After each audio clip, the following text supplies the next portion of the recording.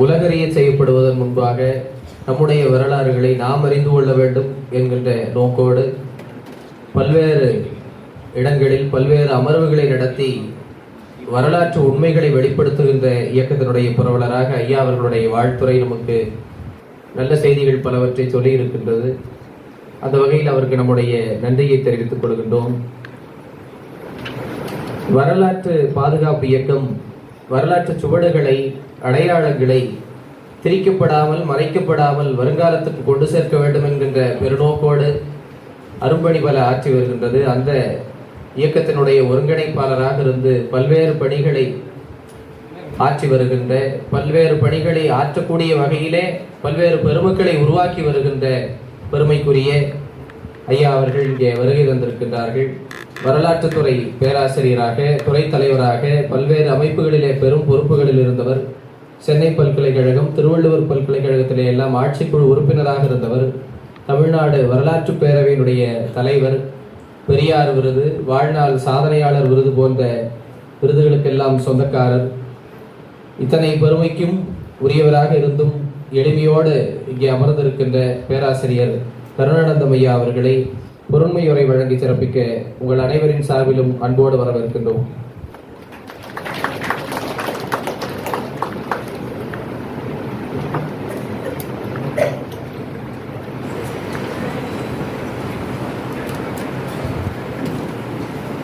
அருள் திரு அடிகளார் உள்ளிட்ட அவையோருக்கு என் வணக்கம்.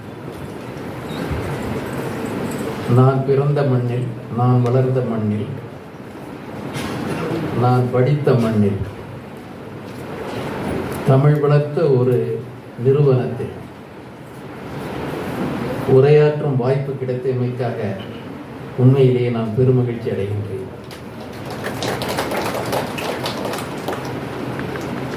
பேரூர் உண்மையிலேயே எண்ணூர் ஆகிவிட்டது.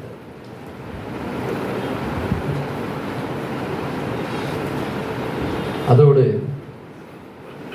ஆசிரியர் இயக்கத்தில் என்னோடு பல காலம் இணையாக இருந்து செயல்பட்டவர் என் இனிய தோழர் சி. சுப்பிரமணியம் அவர்களை இந்த அரங்கில் பார்க்கின்ற பொழுது எனது இயக்க கால சிந்தனைகள் மறுபடியும் பூத்து எழுகின்றன. நாங்கள் போராட்டங்களில் ஒன்றாக இருந்தோம். பல முறை நாங்கள் காவலர் கைது செய்வதற்கு ஆளாகி இருக்கின்றோம், சிறை சென்றும் இருக்கின்றோம். ஆசிரியர் இயக்கத்திற்காக அவரை இங்கே சந்திக்கின்ற இந்த வாய்ப்பு, இந்த நிகழ்வு எனக்கு ஏற்படுத்தி கொடுத்தது. மிக்க மகிழ்ச்சி அடைகின்றேன். இங்கே அறிஞர்கள் இருக்கின்றீர்கள், தொல்லியல் அறிஞர்கள், மொழியியல் அறிஞர்கள், வரலாற்று அறிஞர்கள், ஏனைய துறையை சேர்ந்தவர்கள் இருக்கின்றீர்கள். அறிவை தேடுகின்ற இளம் மாணவர்கள் இங்கே இருக்கின்றீர்கள். இவர்களுக்கெல்லாம் நான் சொல்லிக்கொள்ள விரும்புவது, நண்பர்களே, இந்த ஒரு முனைப்பு, இந்த ஒரு இயக்கம் என்பது எந்த ஒரு அன்றாட அரசியலும் சார்ந்தது அல்ல. ஒரு அரசியல் பணியாக இதை நாங்கள் எடுத்துக்கொள்ளவில்லை. வரலாற்றை அப்படி நாங்கள் பார்ப்பதும் இல்லை. வரலாறு முறையாக வரலாற்று துறையை சார்ந்து படிப்பவர்களுக்கு மட்டுமல்ல, வரலாற்றை பற்றி அக்கறை கொள்ளாதவர்களுக்கும் வரலாறு உண்மையில் தாக்கத்தை ஏற்படுத்தக்கூடிய ஒன்று. இன்று இங்கே இருக்கின்ற அமர்வு, இது போன்ற அமர்வுகள் வருகின்ற பொழுது நாம் தமிழக வரலாற்றை அடுத்தும் திருத்தமாக சொல்லுவதற்காக இங்கே இல்லை. அது எங்கள் நோக்கம் அல்ல. தமிழ்நாட்டில் தமிழக வரலாறு எப்படி இருக்க வேண்டும், எப்படி விரிவு செய்யப்பட வேண்டும், செழுமைப்படுத்தப்பட வேண்டும், நிறைவு செய்யப்பட வேண்டும் என்பதை பற்றியெல்லாம் பல வாதங்கள் உண்டு, பல முனைப்புகள் உண்டு. அவை தொடர்ந்து நிகழும். இங்கே நாங்கள் வரலாற்று பாதுகாப்பை பற்றி பேசுகின்ற பொழுது எங்களது அக்கறை என்பது, இன்று நாங்கள் இந்தியா என்ற தேசத்தின் ஒரு உறுப்பாக இருக்கின்றோம். இந்திய வரலாற்றில் எங்கள் நிலைமை என்ன என்பதை பற்றி கவலைப்படுகின்றோம். இந்திய வரலாற்றில் இந்தியா என்பதை பற்றி குறிப்பிடுகின்ற பொழுது பண்டித நேரு அவர்கள் வேற்றுமையில் ஒற்றுமை காணுகின்ற நாடு என்று குறிப்பிட்டார். பன்முகத்தன்மையை பற்றி குறிப்பிட்டார்கள். அந்த பன்முகத்தன்மை என்பது இந்திய தேசிய வரலாற்றில் காணப்படுகிறதா என்ற கேள்வியை நாங்கள் எழுப்புகிறோம். மேடைகளில் பேசுகின்ற பொழுது பன்முகத்தன்மையை பற்றி பேசுகின்றீர்கள். மேடையில் பேசுகின்ற பொழுது தமிழை பற்றி மிக சிறப்பாக பேசுகின்றீர்கள். தமிழர்களை விட மிக ஆர்வத்தோடு தமிழை பற்றி பேசுகின்றீர்கள். எங்களுக்கு மிக்க மகிழ்ச்சி. குரலுக்கு நீங்கள் பொடிப்புரை தருகின்றீர்கள், அதிலும் எங்களுக்கு மகிழ்ச்சி. ஜியு போப் தந்த பொடிப்புரை குறைபாடு உள்ளது, விஷமத்தனமானது கூறுகின்றீர்கள். கேட்கின்றோம், உடன்படவில்லை, அது வேறு விஷயம். ஆனால் குரலுக்கு உரை எழுதிய தமிழர்கள் இங்கே நிறைய பேர் இருக்கின்றார். அந்த தமிழர்கள் உரையை பற்றி உச்சமான அதிகாரத்தில் இருப்பவர்கள் கவலைப்பட்டதே கிடையாது. குரலை பற்றி பேசினார்கள். நாடாளுமன்றத்தில் கௌட்டில்யருக்கு சிலை உண்டு, வள்ளுவருக்கு சிலை இல்லை. அன்சங் ஹீரோஸ் என்று ஒரு கருத்தியலை அவர்கள் அடிக்கடி சொல்லிக் கொண்டே இருக்கின்றார்கள். பேசப்படாத சுதந்திர போராட்ட வீரர்கள் என்று பேசுவார்கள். அப்படி பேசுகின்ற பொழுது நாங்கள் என்ன எதிர்பார்க்கின்றோம்? இந்திய தேசிய வரலாற்றில் தமிழகத்தின் அந்த ஆங்கில ஏகாதிபத்தியத்தை எதிர்த்த வீரர்கள் பட்டியல் இடம்பெறும் என்று எதிர்பார்க்கின்றோம். ஆனால் யுஜிசி தருகின்ற பாடத்திட்டத்தில், என்சிஆர்டி தருகின்ற பாட புத்தகங்களில் எங்களது குஞ்ஞாலி மரைக்கார், எங்களது கான்சாகிப், எங்களது கட்டபொம்மன், ஊமைத்துறை, மருது சகோதரர்கள், எங்களது வேலு நாச்சியார், எங்களது வேலூர் சிப்பாய் கழகம், எங்களது செண்பகராமன் பிள்ளை, எங்களது வ.உ.சி ஏன் இல்லை என்ற கேள்வி எழுப்புகிறேன். பேசுவது ஒன்று, நடைமுறையில் தேசியம் என்றால் வடக்கு மட்டும்தான் என்ற ஒரு கருத்து ஏன் திணிக்கப்பட வேண்டும்? ஏன் எங்களது போராட்டங்கள் இடம்பெறவில்லை என்ற கேள்வியை கேட்கின்றோம். மற்றும் ஒன்று, இந்திய தேசம் என்பதையே பெயர் மாற்றிக் கொண்டிருக்கின்றார். பாரத தேசம் என்பதாக சொல்லுகின்றார்கள். நமக்கு ஒன்றும் அது மிகப்பெரிய விஷயம் அல்ல. இந்தியா என்பது அந்நியரிட்ட பெயர், பாரதம் என்பது நாம் இட்ட பெயர் அல்ல, சமஸ்கிருதம் தந்த பெயர். எங்களுக்கு கவலை இல்லை, தமிழர்கள்ட்ட பெயர் அல்ல. ஆனால் அந்த பெயர் மாற்றம் வருகின்ற பொழுது என்ன சொல்லுகின்றார்கள் என்றால், இந்தியா என்ற அந்த கருத்தியல், தேசத்தின் கருத்தியலை சொல்லுகின்ற பொழுது இதற்கு அடிப்படையாக ஆதாரங்களாக சமஸ்கிருத இலக்கியத்தை அன்றே வைத்தார்கள். அதோடு தமிழையும் போதுமான அளவுக்கு இல்லாவிட்டாலும் சுட்டி காட்டினார்கள். பிராகிருதத்தை அங்கொன்றும் இங்கொன்றுமாக சுட்டினார்கள். அது ஒரு கூட்டு கலாச்சாரம் என்பதாக சொன்னார்கள். இந்திய பண்பாடு என்பதாக ஒன்று இருப்பதாக கூறுகின்றார்கள். நாம் அதற்கு முரண்படவில்லை. ஆனால் இந்திய பண்பாடு என்பது பல பண்பாடுகளின் கூட்டு என்பதாக நாம் சொல்லுகின்றோம். ஒவ்வொரு பகுதி மக்களையும் தங்களை இடக்க சொல்லிவிட்டு வேறு ஒன்றை தங்கள் பண்பாடு என்று ஏற்க வேண்டும் என்றால் அது உண்மையில் ஜனநாயக கூட்டமைப்பு அல்ல. இந்தியா என்பது பல மொழி, பல இனம், பல நம்பிக்கை மரபுகள், பண்பாட்டு மரபுகளின் ஒரு தொகுப்பு தான் இந்தியா என்று பார்க்கின்றோம். இதை அறிஞர்கள் ஏற்றுக்கொண்டு விட்டார்கள், தாகூர் ஏற்றுக்கொண்டு விட்டார். ஆனால் இன்று பாட புத்தகங்களை, பாடத்திட்டங்களை நாங்கள் தான் வகுப்போம், பாட புத்தகங்களை நாங்கள் தான் சொல்லுவோம் என்று ஒன்றிய அரசு அடம்பிடிக்கிறது, சட்டமாக்குகிறது. எங்கள் வரலாற்றை அவர்கள் தருவார்கள், அவர்கள் தருகின்ற வரலாற்றை நம் வரலாறாக நாம் ஏற்றுக்கொள்ள வேண்டும் என்று கூறுகின்றார்கள். அதற்கு பல வழிகளிலும் அவர்கள் அழுத்தம் தருகின்றார்கள். நம் வரலாற்றை நாம் இழக்கக்கூடிய ஒரு ஆபத்து இருக்கிறது. அதன் அடக்கம் என்ன? இது வரலாற்றை திணிக்கின்ற பொழுது நோக்கம் என்ன?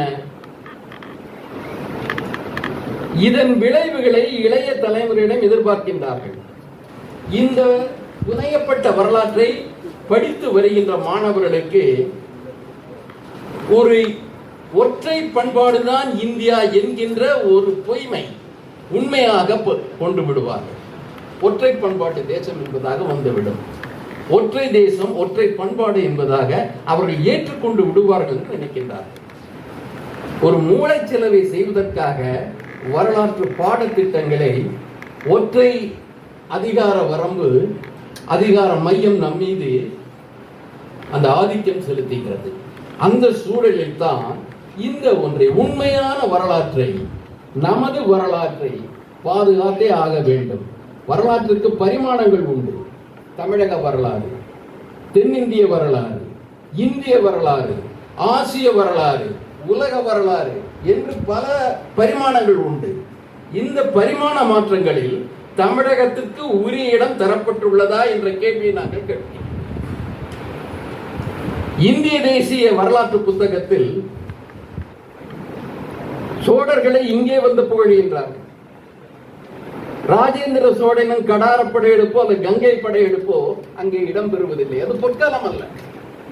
பொற்காலம் சமுத்திரகுப்தனது பொற்காலம். அந்த சமுத்திரகுப்தன் பொற்காலத்தில் என்ன வருகிறது? தெற்கு தட்சிண திக்விஜயம் என்று வருகிறது. சமுத்திரகுப்தன் தெற்கு நோக்கி படையெடுத்து 12 தென்னிந்திய மன்னர்களை வென்றான். அதில் பல்லவனும் வருகின்றான். இன்று நமக்கு புரியாத பல தென்னிந்திய மன்னர்கள் குறிப்பிடப்படுகின்றார்கள். அதை வெளியிட்டவன் சமுத்திரகுப்தனது அமைச்சன் வெளியிட்டவன். அது உண்மையிலேயே நிகழ்ந்ததா? அதற்கு உறுதி செய்கின்ற ஆதாரங்கள் உண்டா? தென்னிந்தியாவில் ஆதாரங்களே கிடையாது. அந்த ஒற்றை அலகாபாத் அந்த தூண் கல்வெட்டு, அந்த தூண் கல்வெட்டில் காணப்படுகின்றது ஒற்றை செய்தியை வைத்துக் கொண்டு சமுத்திரகுப்தன் தென்னகத்தை வென்றான்.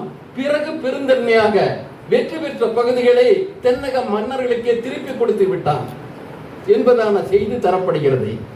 அதை அப்படியே ஏற்றுக்கொள்ளும் இந்திய வரலாறு இருக்கின்றது. ராஜேந்திர சோழன் கங்கை கரை வரை சென்றான், வென்றான் என்ற வரலாற்றுக்கு தென்னிந்திய ஆதாரங்கள் உண்டு, சான்றுகள் உண்டு, துணை சான்றுகள் உண்டு, நிரூபிக்கின்ற சான்றுகள் உண்டு. ஆனால் இந்திய வரலாற்றில் அது இல்லை. இப்பொழுது சொல்லுகின்றார்கள், உலக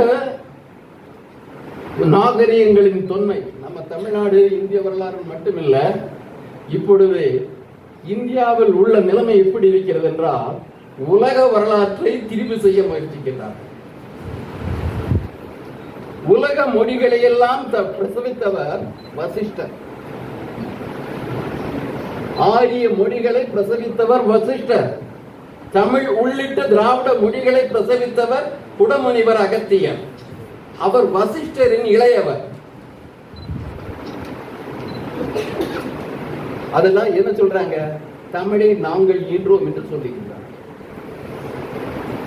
சமஸ்கிருதத்துல முதல் கல்வெட்டு எப்ப வருது?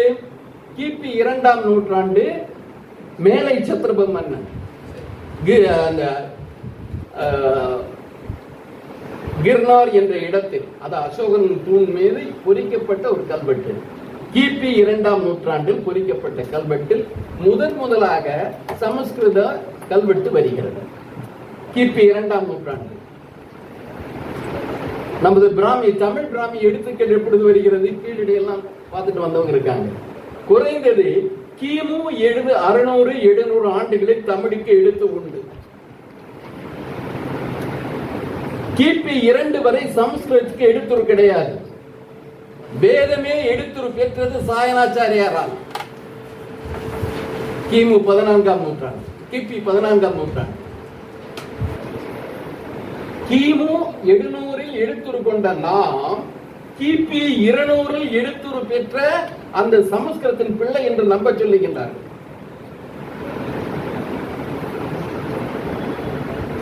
முன்னால வந்த நாம பின்னால வந்தவன பிதா என்று ஏற்க சொல்லுகின்றார்.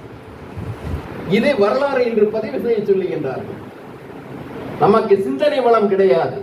நாம் காட்டு மிராண்டிகள், நாம் வானரங்கள். நம்மை நாகரிகப்படுத்தியது சமஸ்கிருதம் ஆரியம் என்று சொல்லுகின்றார். இப்படி ஒரு வரலாறு எழுதப்படுகிறது. அந்த வரலாற்றை நம் மீது திணிக்கின்றபடி என்ன ஆகிறது? இந்தியாவில் பண்பாடு என்பது ஒரு சிறு பிரிவினரால் அனைவருக்கும் தானமாக தரப்பட்ட ஒன்று என்பதாக பொருள்படுகிறது. அப்படி என்றால் பிறர் என்ன காட்டு மிராண்டி பரம்பரையை சார்ந்தவர்? அப்படியே உண்மை அதுவாக இருந்து விட்டால் ஏற்றுக்கொண்டு போய்விடுகிறோம். ஆனால் உண்மையை நாங்கள் பார்க்கின்ற பொழுது அவர்கள் காட்டு மிராண்டைகளாக இருந்த பொழுது நாங்கள் நகரங்களில் வாழ்ந்திருந்தோம். சிந்து வெளியில் நகரங்களை அமைத்திருந்தோம், வேளாண்மை செய்து கொண்டிருந்தோம். உபரியை நாங்கள் வெளிநாடுகளுக்கு வணிகத்தின் மூலமாக கொண்டு சென்றோம். இதை எங்கள் ஆவணங்களும் உறுதிப்படுத்துகின்றன, வெளிநாட்டு சான்றுகளும் உறுதிப்படுத்துகின்றன. பிறகு வந்த காட்டு மிராண்டிகள் நம்மை பார்த்து வானவர்கள் என்று சொல்லுகின்றார்கள், நாமும் அமைதி காத்து. அப்படி காத்துக் கொண்டிருந்தால் விட்டால் பரவாயில்லை. இன்று அதை அங்கீகரிக்கப்பட்ட வரலாறாக ஏற்க சொல்லுகின்றார்கள். நமக்கு சிந்தனை வளம் கிடையாது, சிந்தனை வளமெல்லாம் வைதிகத்திலும் வந்தது என்று சொல்லுகின்றார்கள். அதை அந்த ஒரு பிரச்சாரத்தில் பரப்புரையில் அந்நியர்கள் கூட ஏமாந்து போனது உண்டு. 1893 உலக சமய மாநாடு சிகாகோல நடக்குது. அந்த சமய மாநாடு நடந்த விஷய பின்னணியே வேற. கொலம்பஸ் அமெரிக்காவை கண்டுபிடித்தது 400 ஆண்டு கொண்டாட்டம். கொலம்பஸ் அமெரிக்காவை கண்டுபிடித்தது. அமெரிக்காவில் அந்த சுதேசி மக்கள் தங்கள் உரிமையை உடைமை இழந்தது வேறு வரலாறு, அதை யாரும் குறிப்பிடவில்லை. அந்த 400வது ஆண்டு திருவிழாவை கொண்டாட வேண்டும். அதற்காக பெரிய ஒரு இண்டஸ்ட்ரியல் தொழில் இந்த கண்காட்சி நடத்தணும்னு விரும்பினாங்க. எல்லாத்துக்கும் கண்காட்சி நடத்த முடிவு பண்ணிட்டு இறுதியில ஒரு கருத்து வந்தது, ஏன் நாம ஒரு ஆல் ரிலிஜன்ஸ் கான்ஃபரன்ஸ் நடத்தக்கூடாது, அனைத்து சமய மாநாடு நடத்தக்கூடாதுன்னு அவங்களுக்குள்ள பேசிட்டாங்க. பேசின அப்புறம் சரி எல்லா மதங்களையும் அழைப்பதுன்னு முடிவு செய்யறாங்க.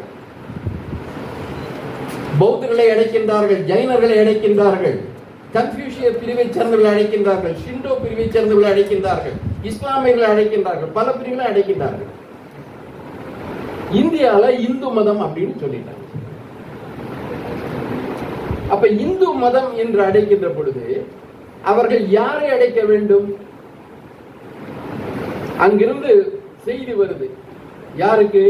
சென்னை கிறிஸ்துவ கல்லூரி முதல்வர் மில்லருக்கு ஒரு செய்தி வருது. இங்க ஆங்கிலத்தில இந்து மதத்தை பற்றி விளக்கம் சொல்லக்கூடிய தகுந்த நபரை தேர்வு செய்து அனுப்பவும். சமஸ்கிருதத்தின் அடிப்படை சமஸ்கிருத வல்லுநராக இருக்கணும், ஆங்கிலத்தில் அது விளக்கணும். இதுதான் ரெண்டு தகுதி. அப்ப மில்லர் என்ன சொல்றாரு? சமஸ்கிருத துறை தலைவர் பார்சாரதி ஐயங்காரை கூப்பிட்டு நீங்க போறீங்களான்னு கேட்கிறார். பார்சாரதி ஐயங்கார் சொன்னாரு, எனக்கு போக விருப்பம், நான் நல்லா ஆங்கிலம் பேசணும், அவரே சொல்லிட்டார், நல்லா பேசுவேன், போக விருப்பம் தான். ஆனா நான் அமெரிக்காவுக்கு போனா அன்னைக்கு ஏரோப்ளேன் எல்லாம் கிடையாது, கப்பல்ல தான் போகணும். கடல் கடந்தால் ஜாதி எனக்கு மறுக்கப்பட்டது, நான் என்னுடைய ஜாதியிலிருந்து விலக்கப்பட்டு விடுவேன், ஆகவே என்னால் போக முடியாது.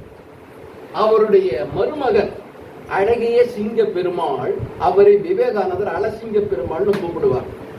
அவர்கிட்ட கேட்கிறாங்க, எங்க மாமாவுக்கு மட்டும்தான் ஜாதி போகுமா? எங்களுக்கும் போகும், அதனால என்னாலையும் போக முடியாது சொல்லி அவர் தான் சொல்றாரு.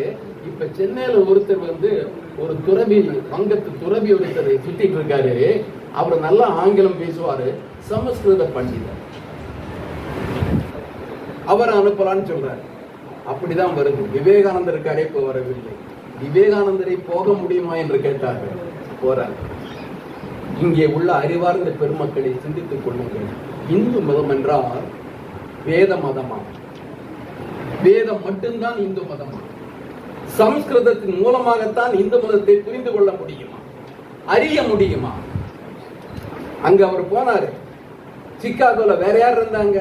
பிரம்ம சமாஜத்தால் இருக்காங்க. பிரம்ம சமாஜத்தால் அங்க இருக்காங்க. இந்து மதம் வேற, பிரம்ம சமாஜம் வேற, தியோசபிக்கல் சொசைட்டி. அதுல யார் இருக்காங்க? அன்னி பெசன்ட் இருக்காங்க. அன்னி பெசன்ட் நம்ம யார் அங்க இருக்காங்க. அதுக்கப்புறம் ஆரிய சமாஜம் அங்க இருக்காங்க. இவங்கெல்லாம் தனித்தனியா இருக்காங்க. ஆனா சமஸ்கிருத அத்தனை பேர் 3 பிரிவு சமஸ்கிருதத்தை அடிப்படையாக கொண்டு இங்க இருக்கிற சூழ்நிலையை விளக்கிறப்ப சங்கரரே அறுவகை சமயம் சொன்னவர், சண்மதம் சொன்னவர், அறுமுகத்தையும் கூட்டி வச்சு இருக்கிற சமயத்துல சாக்தத்திற்கும் கௌமாரத்திற்கும் கணாபத்தியத்திற்கும் வடமொழியில இலக்கணமோ இலக்கியமோ கிடையாது. எப்படி அது வருது? தமிழ் இல்லாமல் இவற்றை விளக்க முடியுமா? சிந்தனை எல்லாம் இறையியல் சிந்தனை தமிழருக்கு கிடையாதா? மெய்யியல் சிந்தனைகள் தமிழருக்கு கிடையாதா? இங்கே ஒரு திருமூலர் இருந்தது கிடையாதா? சிவவாக்கியர் இருந்தது கிடையாதா? வள்ளுவர் இருந்தது கிடையாதா? ஏன் இந்து மதத்தை சொல்றதுக்கு சென்னையில தான் சிந்திக்கிறாங்க. ஒரு தமிழ் தெரிந்த ஒரு இறையியல் சிந்தனையாளரை அவர்கள் ஏன் தேர்ந்தெடுக்கவில்லை? அப்ப இங்க நிறைய பேர் இருக்காங்க. மனோன்மணிய சுந்தரனார் இருக்காரு, ஆங்கிலம் தெரிந்தவர், சமஸ்கிருதம் அறிந்தவர், தமிழில் வல்லுனர். அவரை கூப்பிடல. நாசி கந்தையா பிள்ளை கூப்பிடல, யாரையும் கூப்பிடல. அவர்கள் குறிப்பிட்டது சமஸ்கிருத பண்டிதர் சிறப்பா எப்படி இருக்கும்னா பிராமணரா இருந்தா எதேஷ்டம். ஆனா விவேகானந்த பிராமணர் அல்ல, காயஸ்தர். அடுத்த கட்டத்தில் வந்தது விவேகானந்தருக்கே அந்த நிலை வந்தது. விவேகானந்தர்கிட்ட கேட்டாங்க, கொடுங்கலூருக்கு போறாரு, கோவில்ல நுழையணுங்கிறாரு. நீ நுழைய கூடாது, நீ பிராமணன் அல்ல. வடநாட்டுல பிராமணன் இல்லாத மத்த எல்லாருமே சூத்திரர் தான், நீ சூத்திரன், உள்ள வரக்கூடாது. விவேகானந்தர் உள்ள போக முடியல, வெளியே ஆலமரத்தடியில் உட்கார்ந்து தியானம் பண்றார். எதிர்த்து கிளறும் அளவிற்கு இன்றைய ஆதீனம் போல அன்றைய ஆதீனங்கள் அங்கே இருக்கவில்லை. அவர் அதை ஏற்றுக்கிட்டார், இணங்கி போனார். கொடுங்கலூர் இளவரசர் வர்றாரு, உங்களுக்கு விதிவிலக்கு தரம் உள்ள வாங்கிறாரு. எனக்கு விதிவிலக்கு வேண்டாம், பாரம்பரியங்களை மீற வேண்டாம், நான் இங்கே இருந்து கொள்கிறேன்னு சொன்னார். போயிட்டு வடநாட்டு கல்கத்தா போறேன்னு இங்க ஒருத்தர் சென்னையில வரதுல ஒருத்தர், நீ என்ன பறையனான்னு கேட்டார். சூத்திரன்னு சொன்ன உடனே விவேகானந்தன் மேல ஒருத்தருக்கு அருவருப்பு வந்துருச்சு. அது வரைக்கும் துதிச்சிட்டு இருந்தாரு. நீ என்ன பறையனான்னு கேட்டார். என்னை பறையன் என்று சொன்ன நீ பறையனும் பறையன் அப்படின்னு பதில் சொல்றார். கல்கத்தால ஒருத்தர் கேட்கிறார், அவருடைய வாழ்க்கை வரலாற்று எடுத்து அவர் கேட்கிறார், ஏங்க நீங்க துறவி, ஜாதியை திறந்துதானே துறவி ஆகிறீங்க, இந்த பூநூல் கட்டிட்டு தானே துறவி ஆகிறீங்க, நீங்க ஒருத்தனை போய் பறையனும் பறையனுங்கிற வார்த்தையை சொல்லலாமா அப்படின்னு கேட்கிறாரு. தப்புதான். ஆனா என்னை பத்தி அவங்க தெரியாம பேசிட்டாங்க.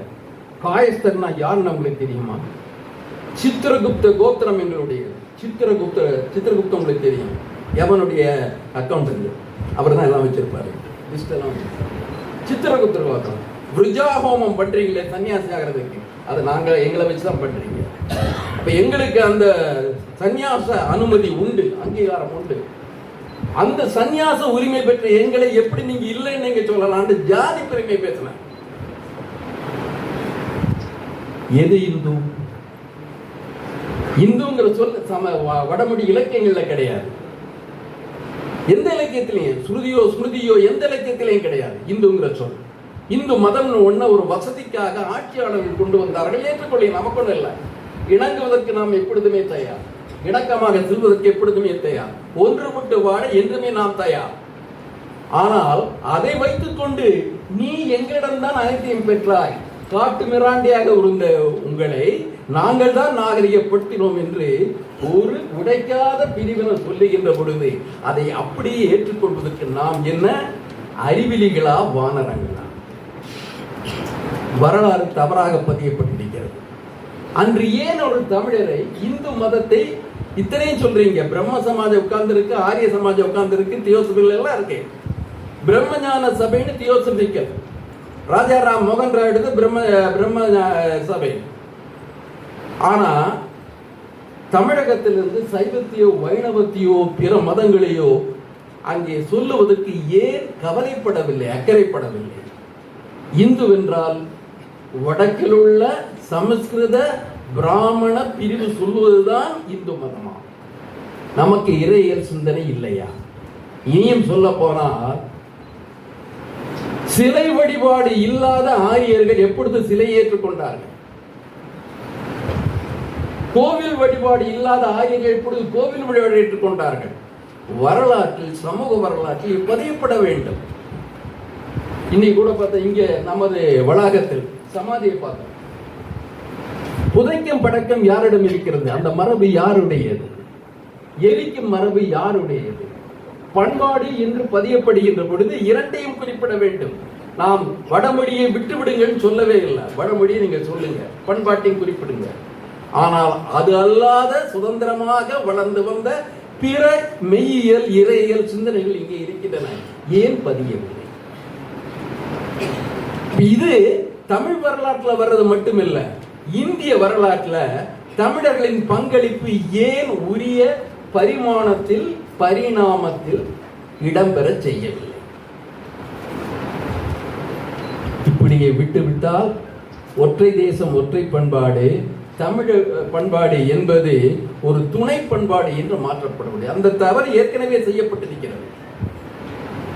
Nationalism, Hindu nationalism, Tamil sub nationalism, அது துணை. ஆனால் இந்தியா என்பது பெடரல் நேஷன் தவிர எதையும் நீங்கள் சப் நேஷனல் சுருக்கிவிட முடியாது.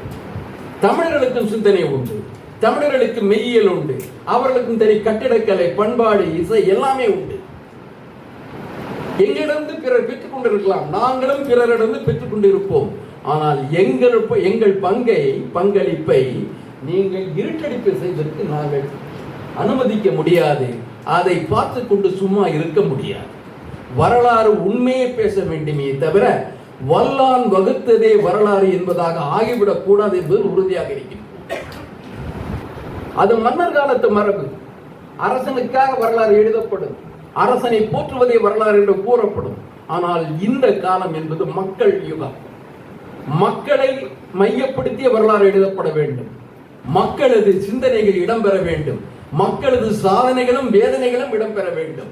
அதுதான் வரலாறு இருக்க வேண்டும். இப்பொழுது அந்த பெடரல் ஹிஸ்டரி என்பதை இப்படி யூனிட்டரி ஹிஸ்டரி என்று மாற்றுகின்றார். இது முரண்பாடு என்றால் உலகில் வேறு எங்கும் நடக்கவில்லை.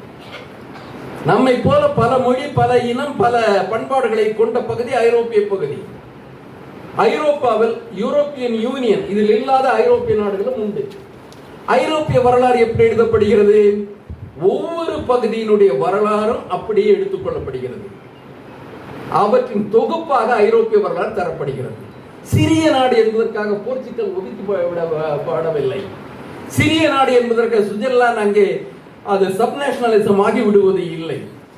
ஒவ்வொரு பகுதிக்கு இத்தாலி, ஸ்பெயின், பிரான்ஸ் உட்பட, பெல்ஜியம் உட்பட அனைத்து பகுதி வரலாறுகளும் முழுமையாக இணைக்கப்பட்ட வரலாறு தான் ஐரோப்பிய வரலாறு. இந்திய தேசிய வரலாறு என்றால் இந்தியாவின் ஒவ்வொரு பங்குதாரருக்கும் உரிய இடம் வரலாற்றில் அளிக்கப்பட வேண்டும். அது உண்மையிலேயே செயல்முறைக்கு வர வேண்டும் என்றால் வரலாற்றை வடிவமைப்பதில் அந்தந்த மாநிலங்களுக்கு, மொழிப்பிரிவினருக்கு உரிய இடம் தரப்பட வேண்டும். யாரேனும் சில திரைமறைகள் ஒன்றை வரைந்துவிட்டு அதை தேச வரலாறு, தேசிய வரலாறு ஏற்றுக்கொள்ள சொல்லுகின்றார்கள். வரலாற்றை நாம் வடிவமைக்க வேண்டும். அதற்காகத்தான் இந்த கூட்டம். நமது வரலாறு தேச வரலாற்றிலும் உலக வரலாற்றிலும் உரிய முறையில் நம் வரலாற்றில் இருப்பதை பற்றி எல்லாம் இங்கே பேசுவது. தேசத்தின் வரலாற்றில் இடம்பெற வேண்டும், உலக வரலாற்றில் இடம்பெற வேண்டும். அதற்காக நாம் முனைந்து எழ வேண்டும். சிந்து முதல் பொருணை வரை என்று தலைப்பிடுகின்ற பொழுது இதை ஒட்டித்தான் அந்த தலைப்பிடுகின்றோம். சிந்துங்கிறதுல சிந்து வெளியில் நடத்தப்பட்ட அகழ்வாய்வுகளில் அதில் வெளியான உண்மைகளை தொகுத்து சிந்து வெளி நாகரிகம் என்று சொல்லுகின்றோம். அகழ்வாய்வு உலகில் அனைத்து தொன்மை நாகரிகங்களும் தொல்லியல் அடிப்படையில் தான் வடிவமைக்கப்பட்டுள்ளன. சுமேரியால தொல்லியல் ஆய்வுகள், எகிப்துல தொல்லியல் ஆய்வுகள், கிரீட்டில தொல்லியல் ஆய்வுகள், சீனால தொல்லியல் ஆய்வுகள். உலகத்தின் எழுத்து இலக்கியம் வருவதற்கு முன்னால் இருந்த நாகரிகங்கள் அனைத்துமே தொல்லியல் அடிப்படையில் எழுதப்பட்டுள்ளன, வடிவமைக்கப்பட்டுள்ளன. ஆதாரம்னா தொல்லியல் ஆதாரம் தான் முதன்மை. அதுல இலக்கிய ஆதாரம் இரண்டாம் தரமான மிக குறைவாக இருக்கும். சிந்து வெளியில நமக்கு இலக்கிய ஆதாரம் கிடையாது. அந்த முத்திரைகள் இனியும் படிக்கப்படவில்லை. ஆனால் அதனுடைய முடிவுகள் தொல்லியல் ஆய்வுகளின் அடிப்படையில் வந்தவை. அங்க வழிபாட்டு முறை என்ன, முத்திரையில காணக்கூடிய கடவுள், தாய் கடவுள், இவற்றையெல்லாம் வச்சுட்டு நம்ம வடிவமைக்கிறோம். சரஸ்வதி நாகரிகமாக அது மாற்றப்படுகின்ற பொழுது, சரஸ்வதிங்கிறது ரிக்வேதத்தில் வர்ற 33 நதிகள்ல ஒரு நதி. அதற்கு அகழ்வாய்வு கிடையாது, தொல்லியல் ஆய்வு கிடையாது. என்ன பண்றாங்க, எங்க வேதத்துல இருக்கிற அந்த நதியில தான் நாகரிகம் வந்தது. சரி, அந்த நதி எங்கயா இருக்கு? கண்ணுக்கு தெரியாத நதி. உங்க ஊனக்கண்ணுக்கு தெரியாதாமா, அவங்க ஞான கண்ணுக்கு தெரியுமாமா. அதை சொன்னா கூட பரவாயில்ல, கண்ணுக்கு தெரியாத அந்த சரஸ்வதியை தோண்டி எடுக்கணும். அது மகா பாவமான செயல் இல்லையா? தோண்டி எடுக்கணுங்கிறதுக்காக 800 கோடி ரூபாய் முதலீடு பண்றாங்க. கீழடிக்கு பணம் கேட்டா இல்லைங்கிறாங்க. நொய்யலாற்றுங்கிற நம்ம இருக்கு, அமராவதி இருக்கு, இங்கெல்லாம் தோணுனா பல வரலாற்று பொக்கிஷங்கள் கிடைக்கும். அதற்கெல்லாம் பணம் இல்லை. நாம பண்ணான உரிமை கிடையாதுங்கிறாங்க. உங்களுக்கு மாநிலத்திற்கு அந்த உரிமை கிடையாது. ஆனா கண்ணுக்கு தெரியாத சரசு இனியும் தேடிட்டு இருக்கிறாங்க. நான் பிரயாகைக்கு போனா சொல்றாங்க திரிவேணி சங்கமம். இங்க கங்கையும் யமுனையும் ஒண்ணு சேருது. 3 நதி நீங்களே 2 தாங்க இருக்கு. 3வது என்ன? 3வது தாங்க இந்த செந்தில் அந்த ஜோக்கம். அது 2வது தாங்க இதுன்னு சொன்னா இல்லையா, வாழப்பட கேட்குமா, அது மாதிரி 3வது தாங்க சரஸ்வதி. கண்ணுக்கு தெரியலைங்களே, உங்க கண்ணுக்கு தெரியாது. கீழே அந்த அம்மா அண்ட இதில் அப்பெல்லாம் மெட்ரோ ட்ரெயின் போட்டாங்கன்னு தெரியாது. அதே மாதிரி கீழே ஜாயின் பண்ணிடுறாங்களா. நான் இங்கே பவானிக்கு போனால் திரிவேணி சங்கமம். 3வது கேட்டால் அதுவும் சரஸ்வதி. சரஸ்வதி என்னைக்குமே தனியாக வர மாட்டாங்க. சரஸ்வதி எப்பவுமே கண்ணுக்கு பட மாட்டாங்க.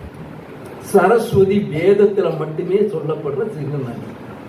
அந்த நதி துருக்கியிலே ஒரு நதிக்கு சரஸ்வதி பேரு, பாரசீகத்திலே ஒரு நதிக்கு சரஸ்வதினு பேரு, இந்தியாவில் பல நதிகளுக்கு சரஸ்வதினு பேரு.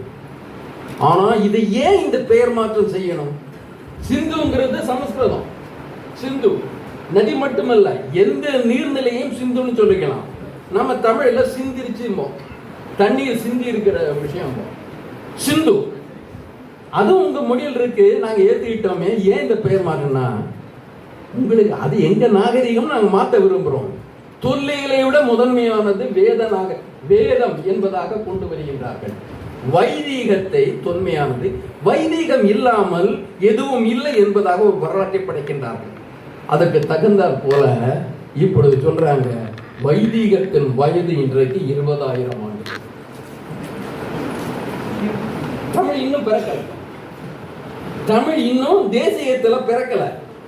ஆனா வைதீகத்துக்கு 20,000 ஆண்டு ஆகுதுங்கிறாங்க. நண்பர்களே,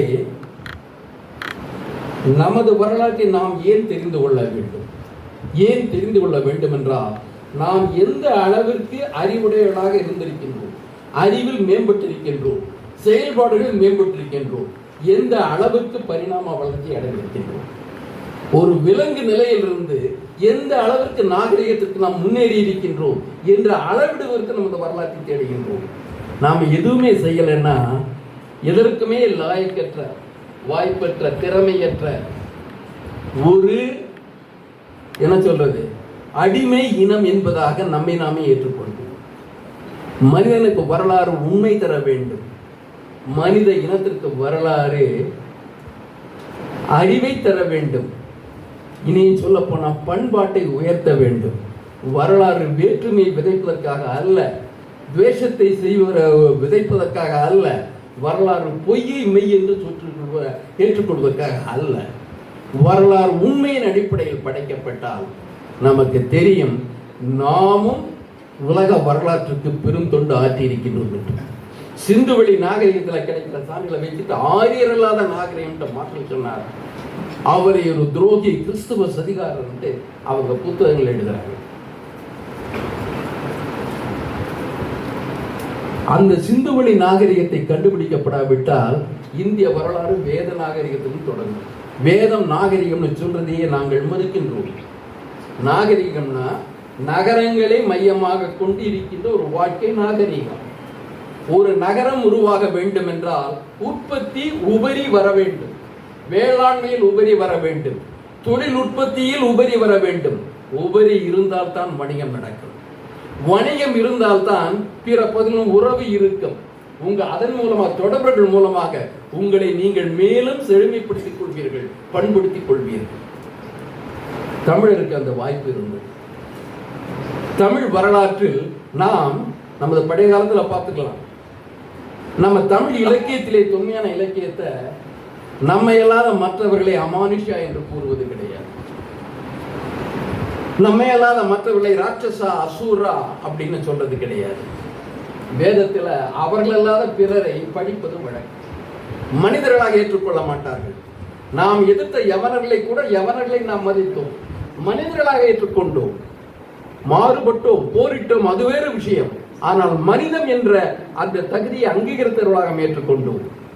வேத இலக்கியங்கள் அவர்களை ஒரு சிறு பிரிவை தவிர, கோத்திர பிரிவை தவிர பிற பிரிவினரை அனாரியா, அமானுஷா, நீச்சா, இழிவானவர்கள், கருப்பானவர்கள், சப்பை மூக்கினர் என்று படித்து கூறுவதை வழக்கு பண்பாடாக கொண்டவர்கள். நமக்கு பண்பாட்டை கற்றுத் தருவதற்கு இவர்கள் யார்? மனிதத்தை மதிக்க தெரிந்த நாம், மனிதத்தை மதித்து உறவாடிய நாம், மனிதத்தை வெறுத்தவர்களை நமது பிதாக்களாக ஏற்றுக்கொள்ள முடியும். கடல் கடந்தா தீட்டுப்பட்டுரும். இப்ப அது கிடையாது. ஏன்னா இப்ப கடல் கிடக்கிறது ஏரோப்ளைன்ல போயிட்டாங்க, நேரா போய் விமானத்தில் இறங்கிடுறாங்க. அதனாலதான் வைமானிக சாஸ்திரம் பத்தி நீங்க பேசுறாங்க. விமானத்தில் இறங்கிட்டாங்க, தீட்டுப்பட்டுரும். நாங்க தமிழர்கள் இந்த தீட்டை வைத்துக் கொண்டது கிடையாது. கடலோடிய தமிழர்கள். அதனால தான் தெற்காசிய பகுதிகளிலேயும் ரோமானிய பகுதியிலும் தமிழர் காட்சிப்புடுகள் கிடைக்கின்றன. நாம் உறவாட தெரிந்தவர்கள், கடலோட துணிந்தவர்கள், உபரியை உற்பத்தி செய்தவர்கள். நமக்கு திறமை உண்டு. அந்த திறமையை பிறரை பகைப்பதற்கோ படிப்பதற்கோ பயன்படுத்தவில்லை, இணைந்து வாழத்தான் பயன்படுத்தினோம். ஒன்றே குலம் ஒருவனே தேவன் என்று கூறிய இனம் இது. யாரையும் நம்ம வெறுக்கல, படிக்கல. யாதும் ஊரே யாவரும் கேளு என்று சொல்லிய அந்த பண்பு நம்முடையது. அந்த பண்பை, இதை எங்களது கருத்து நீங்கள் திருடிக் கொள்வதற்கு நமது பண்பாட்டு பெருமிதங்களை, அந்த பழைய வரலாற்றை தங்களுடையது என ஒரு சிலர் திருடிக் கொள்வதற்கு நாம் அனுமதிக்க போவது கிடையாது. அந்த சிந்து வெளியில் நாம் பார்க்கின்ற நாகரிகங்கள் எங்களது மூதாதையர் நாகரிகம் என்று சொல்லுகின்றோம். ஆரியர் அல்லாதவர்களுக்குத்தான் அந்த காலத்தில் நாகரிக பண்புகள் இருந்தன. மெசொப்பட்டோமிய நாகரிகம் நம்மை போன்ற அந்த என்ன சொல்ல அந்த நிறம் குறைந்த மக்களுடைய. மெசொப்பட்டோமிய நாகரிகம், எகிப்திய நாகரிகம் கருநிறமுடையவர்களுடையது. அந்த உடல் கூறுகள் நம்மவர்களுடையது. அந்த எழுத்து முறைகள் நம்முடையது. சொற்கள் நம்முடையது. அம்மா, ஊர் என்றெல்லாம் பெயர் எப்படி வருகின்றன. நம்முடைய சொற்கள், பெயர் சொற்கள் அங்கே இருக்கின்றன, வேர் சொற்கள் அங்கே இருக்கின்றன.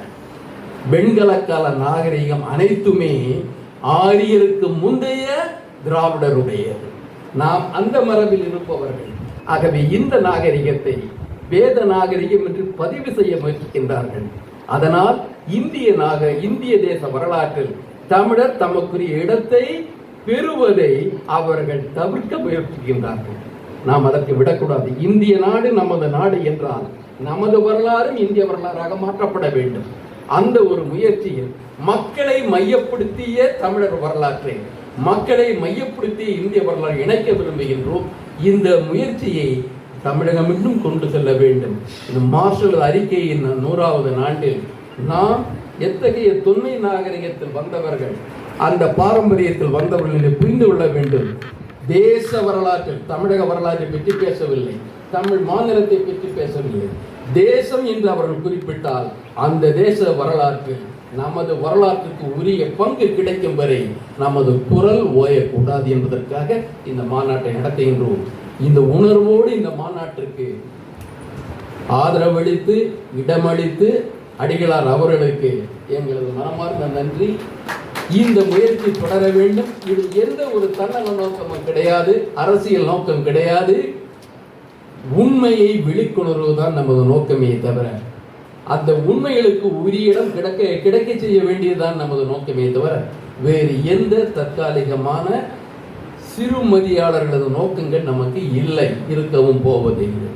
நண்பர்களே, அச்சத்தை தவிர்த்து நாம் அதிகார மையங்கள் வரலாற்றை திணிக்க விடக்கூடாது. அதிகாரத்திடம் கவனமாக இருப்பதால் கூறிக்கொண்டு அமைதி கட்டுவிடக் கூடாது. நாம் எப்பொழுது டாயின்பி என்ற வரலாற்று அறிஞர் சொல்லுவார், எப்பொழுது அபாயங்கள் வருகின்றனவோ அப்பொழுது உரிய முறையில் அதற்கு சவாலை எதிர்கொள்ளுகின்ற முனைப்பு உள்ளவர்கள் தான் வரலாற்றில் இடம்பெற்றிருக்கின்றார்கள். சிறிது மயங்கி அல்லது சுணங்கி அஞ்சி சற்றே அமைதி காத்தவர்கள் இல்லாமல் போய்விட்டார்கள். நாம் நம்மை இழந்து விடக்கூடாது, நமது வரலாற்றை இழந்து விடக்கூடாது. நன்றி, வணக்கம்.